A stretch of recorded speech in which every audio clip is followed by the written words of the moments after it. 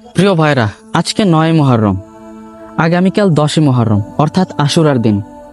এই আশুরার দিনে ইসলামের ইতিহাসে অনেক ঘটনার সাক্ষী রয়েছে।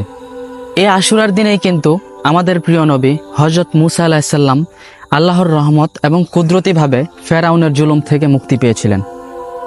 শুধু তাই নয়, আমাদের প্রিয় নবী হযরত নূহ আলাইহিস সালামের কিস্তি জুদি পাহাড়ে অবতরণ করেছিলেন। এমনকি হযরত হুসাইন রাদিয়াল্লাহু তাআলা আনহু কারবালার ময়দানে শহীদ হয়েছিলেন একই দিনে। প্রিয় ভাইরা, আশুরার দিনে রোজা রাখা সুন্নত, কারণ রাসূল সাল্লাল্লাহু আলাইহি সাল্লাম বলেছেন, আমি যদি আগামী বছর ৯ এবং ১০ মুহররম জীবিত থাকি তাহলে রোজা রাখব। আশুরার দিনে রোজা রাখার মধ্যে অনেক ফায়দা রয়েছে। আরেকটি হাদিসে রাসূল সাল্লাল্লাহু আলাইহি সাল্লাম বলেন, আশুরার রোজা ১ বছর আগের গুনাহ মাফ করে দেয়। আলহামদুলিল্লাহ।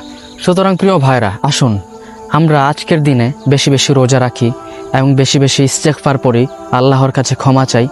আল্লাহ যেন আমাদেরকে এই আশুরার দিনের উসিলা করে আমাদের জীবনের সমস্ত গুনাহ খাতাগুলি মাফ করে দেন।